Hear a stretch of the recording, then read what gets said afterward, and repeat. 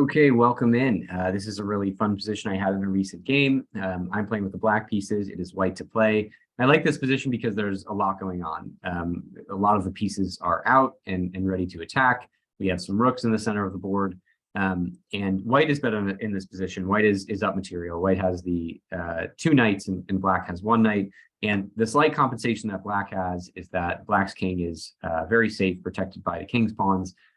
White no longer has an F pawn and the king is on the second rank. So that's the compensation for black, is a slightly safer king. It's not a worthy compensation. The engine, likes white in this position. It says white has a much better position. But this is a tough position for a human to play because there's sort of a lot of potential threats and a lot of attacking chances. So a very small mistake will lead to the position falling apart for white, which, as we'll see, is exactly what happens.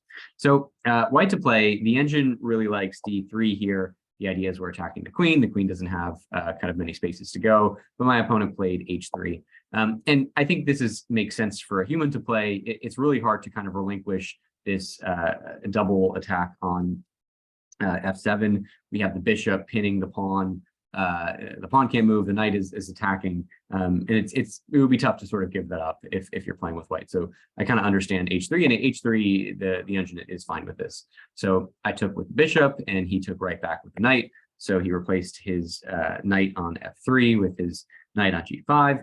And there's a couple of moves for black in this position. I went with queen f6. The idea here is twofold. We're pinning the knight to the king, but I'm also adding another attacker to this d4 pawn. So now I have four attackers: the queen, the rook, the knight, and the bishop on this d4 pawn.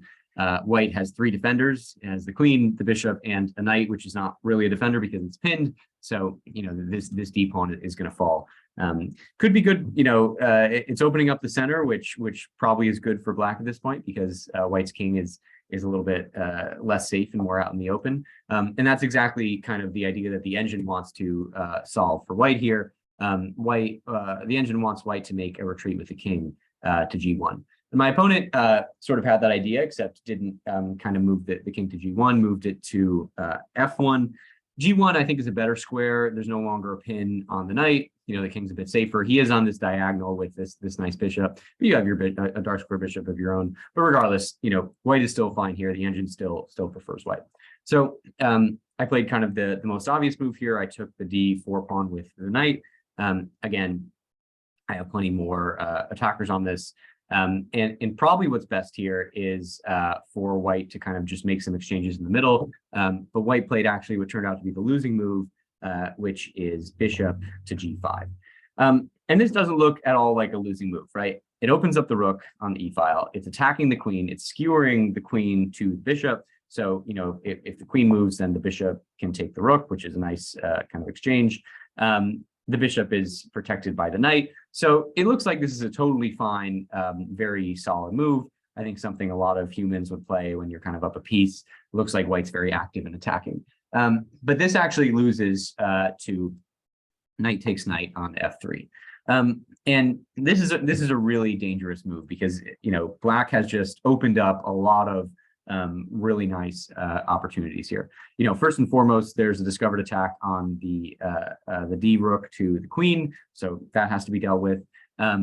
This knight can go plenty. It can take the rook here. It can move here and deliver check. It can move here and deliver check. All of those come with an additional check from the queen. So there's a lot of threats here. There's a lot. I could take the bishop if I wanted to with the queen. So there's a lot of threats for black. And I think it's kind of frustrating if you're white and you play bishop g5 and then you kind of get knight takes knight, and it's unclear what to do here. And again, white is losing, but what my opponent played actually led to a forced mate. But I think it's a very reasonable move. You see this position, you sort of just think, okay, there's a lot of threats, but I'm going to take the queen. So my opponent took the queen on f6. But as I said, this actually leads to a forced mate in only a couple moves. So take a second to see if you can find it. I'll let you look for a second. Think about which piece black can move here. So originally, I kind of thought knight to d2 would be a nice move. Forks the king, attacks the bishop as well. Then once the king moves and the king actually can't move to that many squares, I would take with the bishop, open up an attack on the queen. I'm still attacking this bishop. I thought that would be an interesting move. But an even more powerful move, and the move that leads to checkmate, is knight to h2. And here the king's in check, and the king does not have a lot of squares to go to. It's in check, and this bishop, this dark squared bishop, which, you know, previously, if we look, there was a lot kind of clogging the center. There was a pawn here, there was a bishop here. That is not, that's what the engine wants to do. Sorry, get back to this position. But now the bishop, this dark squared bishop, is slicing across the king's path here. So the king, you know, can't move here, can't move here. The only square for the king to move is e2. And now hopefully you see the idea here, the idea that leads to mate. Very simple. I'm just going to slide my f rook, so rook f over to e8 and deliver check with the king. And now I have, this is a really nice final attack because I have all my pieces working in concert. The knight is covering the f3 and f1 squares. The bishop is covering the f2 square. The rook is putting the king, the e rook is putting the king in check, and the d rook is cutting off its retreat. So all of the squares around the king are covered in a really, really beautiful attack. And, you know, you can computer it here. You can block with the bishop, and then you can block with the other bishop. But this is still going to be checkmate because all the squares around the king are just sort of attacked, and there's nowhere for the king to go. So a really fun final attack, and I think something that's like very difficult to sort of see when you play bishop takes queen. You know, and again, it would have been nice. The king obviously can't be on g2, g1 at this point because of the bishop, but maybe if the king had been here and then was able to escape to h1. But in any case, a really nice final position, sort of because you have this queen, you have these two rooks.